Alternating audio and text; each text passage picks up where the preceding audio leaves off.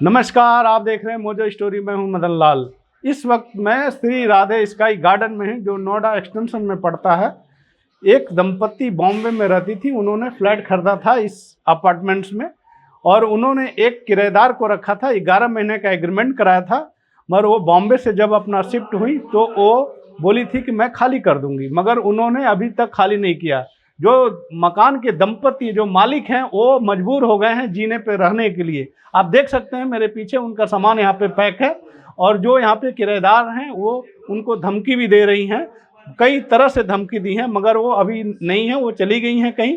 और मैं बात करूंगा उस दंपति से जिनका ये मकान है और जो अभी मकान के लिए अपने दर दर भटक रहे हैं, उनसे। 10 जुलाई 2021 को V A given A rent अपना फ्लैट। ये मेरा फ्लैट है जिसको मैं पोजेशन मार्च अप्रैल 21 में लिया था। प्रीति गुप्ता को उनके द्वारा ही फ़ोन करने पर मेरी वाइफ को फ़ोन किया था। 11 महीने के रेंट पे 11 जुलाई को दिया था, जो कि रेंट पूरा, जो कि लीज एग्रीमेंट ख़त्म होने वाला था 10 जून 2022 को। रेंट पर देते समय ही बोल दिया था कि भाई 1 साल के बाद हम रेंट इसको लीज़ को रिन्यू नहीं करेंगे, क्योंकि हमको इधर अपना सामान शिफ्ट करना है, हमें खुद आने का है। उसी चक्कर में मैंने 19 अप्रैल को इनको नोटिस दे दिया था कि भाई आप घर खाली कर दीजिएगा। उसके बाद घर खाली करने के बाद वाइफ ने काफ़ी कांटेक्ट किया इस करने के लिए कि भाई कभी खाली कर रहे हो, कभी खाली नहीं कर रहे। हर बार जब भी कांटेक्ट करते थे कुछ ना कुछ एक्सक्यूज़ दिए जाते थे कि गर्मी है, मेरा बच्चा बीमार है, ये है वो है। हम पूछते रहे भाई कभी खाली कर, डेट तो बताओ मेरे को। आप रेंट पे देती हैं, दूसरे को देती हैं, खुद के लिए नहीं रेंट पे ले सकती हैं। अल्टीमेटली बहुत कुछ करते करते एक इनका बाद में लास्ट मैसेज मिला, 19 जून को हम लोग इस घर को खाली कर देंगे। सडनली 19 जून को फिर इनका वो आ गया, मैसेज आ गया, अभी हम खाली नहीं कर सकते।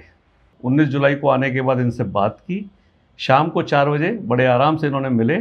हाँ, कोई प्रॉब्लम नहीं है, हम आपको दे देंगे, कर देंगे, तो कुछ इशू नहीं है। वाइफ ने चाबी मांगी, वही चाबी दे दीजिए, रात में कभी ट्रक आएगा तो आपको डिस्टर्बेंस नहीं होगा, हम कर लेंगे। नहीं नहीं नहीं, कुछ प्रॉब्लम नहीं, हम इधर ही रहते हैं, 1 किलोमीटर के अंदर है ये, वो सब करके 4 बजे एग्रीमेंट हो गया। 6:30 बजे, मतलब 2.5 घंटे के बाद मैसेज आ जाता है कि दिस इज, जब तक मैं यहाँ हूँ ये मेरा घर है। क्या वर्ड क्या थे? I am the owner. I am the owner. I am the owner of this house. हमें समझ ही नहीं आया कि मतलब ऐसा क्यों बोल रहे हैं, I am the owner of this house. हमने जब इनसे चाबी मांगी थी तभी भी इन्होंने कहा कि अब मेरी इंटेंशन नहीं है चाबी देने की। शाम को इनका मैसेज आता है कि नहीं, मैं आपका सामान अलाउ नहीं करूँगी, I will not allow you your baggage, ये जो भी सामान है मैं अपने घर में अलाउ नहीं करूँगी, क्योंकि आप फिर आती जाती रहेंगी और फिर मेरे को डिस्टर्बेंस होगा, मेरे वैल्यूबल्स रहते हैं घर में, कुछ भी इधर उधर हो सकता है, मैं आपको बिल्कुल अलाउ नहीं करूँगी, और जब मुझे घर मिलेगा मैं तभी खाली करूँगी, आपको जो करना है वो कर लीजिए। 20 तारीख को बिसरफ में कंप्लेंट दर्ज की। 21 तारीख को डीसीपी ऑफिस गए, उनसे मिले डीसीपी सर से। उन्होंने बोला कि ठीक है, आप इस एप्लीकेशन को मैं एसीपी को दे देता हूँ, आप उनसे जाके मिल लीजिए। 21 तारीख की दोपहर को हम एसीपी सर से आके मिले, और फिर उन्होंने बोला ठीक है मैं कार्रवाई करता हूँ, लेकिन ये सिविल केस है, आप सिविल कोर्ट से इसका वो लेके आइए, लेकिन आप आए हैं चूँकि मैं आपकी मदद करता हूँ। उसके बाद 25 तारीख को we are gone and meet DM also. DM साहब ने बोला कि ये पुलिस केस है, अब पुलिस कमिश्नर से, अभी पुलिस कमिश्नर से जाके पुलिस कमिश्नर सर से जाके हमें मिलना है। हमें जो इशू रिजॉल्व करने वाले सॉल्यूशंस रहते हैं वो नहीं हो पा रहे हैं। वो सिर्फ कह रहे हैं कि आप कुछ नोटिस दीजिए, नोटिस कोर्ट नोटिस दीजिए, मगर ये नोटिस देने तो वो हम अफोर्ड नहीं कर सकते, क्योंकि कितने दिन हम कोर्ट में तो बहुत लंबे चलते हैं जो भी केसेस रहते हैं, हम कितने दिन बाहर रहेंगे, कितने दिन हमारा सामान बाहर रहेगा। हम लोग बॉम्बे में रहने वाले हैं, हम लोग 35 ईयर से बॉम्बे में ही थे। हम लोग 19 जुलाई को ही, हमने 2010 के आसपास एक घर बुक किया था जिसकी रजिस्ट्री 2019 में हमने की थी, और 2021 में हमने इसका पोजीशन लिया। मेरे हस्बैंड का रिटायरमेंट हो गया है मार्च 2022 में। सो इसके लिए हमने यहाँ पे घर लिया था, और बहुत हैप्पीली हम लोग बहुत खुशियों के साथ आए थे कि हम अपने लोगों के बीच में रहेंगे। हम काफ़ी समय अपने घर के बाहर रह लें, अपने शहर एरिया के बाहर रहें, तो हम अच्छे से यहाँ पे खुशी रहेंगे। पर यहाँ पे आके तो एक्चुअली इतना डीमोरलाइज हो गए कि यहाँ के तो मतलब ये हमारी टेनेंट ने इतना हमें समय ख़राब दिखा दिया। कल शाम हमको कमिट किया था, एक लेटर पे साइन करके दिया था कि वो आज सुबह अपना मूवर्स एंड पैकर्स को बुला के अपना सामान पैक करा लेंगे। तो उन्होंने हमें बहुत खुशी हो गई कि चलो ये मान गई हैं शांति प्रिय ढंग से। मगर आज सुबह जब वो 7 बजे तक उनका कुछ ये मूवर्स एंड पैकर्स वाले नहीं आए, हमने और आधा घंटे वेट किया, फिर हमने उन्हें कॉल किया तो उन्होंने कॉल हमारा रिसीव नहीं किया। उसके बाद हमने उन्हें मैसेजेस डाले कि प्रीति आपके मूवर्स एंड पैकर्स आने वाले थे, वो कहाँ हैं? उनको उन्होंने एक्नॉलेज ही नहीं किया, जबकि मतलब उसमें सीन आ रहा है कि उन्होंने देख चुकी हैं हमारी मैसेजेस, मगर उन्होंने कुछ जवाब नहीं दिया। वो तो कल रात से जो गई हैं वो अभी तक वापस नहीं आई हैं, हमें धमकी देती हैं। इवन हमारा सामान जैसे उन्होंने बहुत मुश्किल से यहाँ पे कॉरिडोर में भी रखने के लिए अलाउ किया। 2 दिन तक हमारा ट्रक बाहर नीचे खड़ा था सामान को लेके, तो उन्होंने हमें धमकी दी कि मैं आपके सामान को आग लगा दूंगी और अपने को भी आग लगा लूँगी और आपके ऊपर इसके आप रिस्पॉन्सिबल होंगी इस चीज़ के लिए। हम थोड़े डर गए कि भाई ये क्या बोल रहे हैं, उनके एक छोटा बच्चा भी है। तो हम फिर उनके मतलब जैसे कहते हैं ना थोड़े उनको ध्यान रखने के लिए, अपने सामान का भी ध्यान रखने के लिए यहाँ पे रह रहे हैं। जब भी हम पीछे से जाते हैं तो हमारा सामान वो फेंक देती हैं यहाँ से। हमने कुछ सामान तो 10th फ्लोर से जाके कलेक्ट किया, जो यहाँ से वो ऐसे धक्का देके नीचे तक फेंक के आ जाती हैं। बहुत ही अजीब सी क्रिमिनल माइंड की लेडी लगती हैं ये।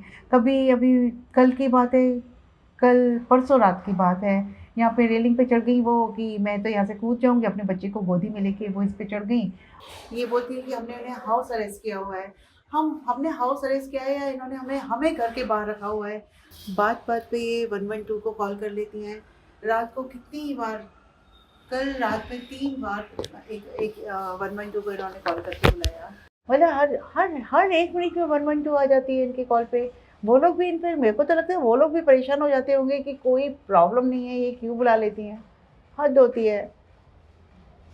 उनके हस्बैंड से भी संपर्क किया? उनके हस्बैंड से तो डाइवोर्स का केस चल रहा है। डिवोर्स का केस चल रहा है उनका, तो किसी से संबंध है ही नहीं किसी के। उनके पेरेंट्स के साथ उनका प्रॉब्लम है, उनकी फैमिली के साथ उनका प्रॉब्लम है, यहाँ के सोसाइटी मेंबर्स के साथ प्रॉब्लम है। उनको लगता है कि सारी दुनिया उनको परेशान कर रही है, मगर ऐसा तो होता नहीं है कि सारी दुनिया एक ही बंदे को कैसे रेंट एग्रीमेंट तो कराया है? तो रेंट एग्रीमेंट कराया है तो वो 11 महीने का है, मगर उन्होंने तो मई में हमारा जून 10 को हमारा एग्रीमेंट ख़त्म होता था, मगर उन्होंने मई में अपना लास्ट जो भी 10 रेंट दिया है उन्होंने उसके बाद का रेंट भी नहीं दिया है। और योगी सर से तो मैं ये चाहती हूँ कि सर हमें न्याय मिले, जस्टिस मिले।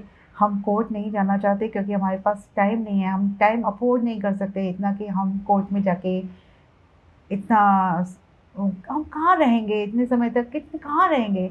इवन हमारा सामान जो एवरीडे वो बाउंस करके इधर उधर फेंकती रहती हैं, हम कैसे उसको प्रोटेक्ट करेंगे। और हम भी कहाँ रहेंगे, पहुँचेंगे वापस बॉम्बे जाएंगे, बॉम्बे में भी कहाँ, मुझे समझ नहीं आ रहा हम क्या करें, कहाँ जाएं। Actually right now we are clueless what to do. अपना घर होते हुए भी आप देख सकते हैं दोनों लोग जीने पे बैठे हैं, इंतज़ार कर रहे हैं सरकार की, यहाँ की गवर्नमेंट की, यहाँ की जो नुमाइंदे हैं वो क्यों इनकी मदद करें। अगर टाइम से घर इनको नहीं मिला तो ऐसा ना कहा जाए कि उत्तर प्रदेश में भी जंगल राज आ गया है।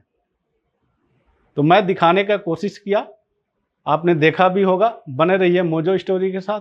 मैं हूं Madan Lal. It's great to see you here. Thank you for watching our work. If you haven't subscribed yet, don't forget to click the bell icon and subscribe to Mojo Story and support independent, robust journalism.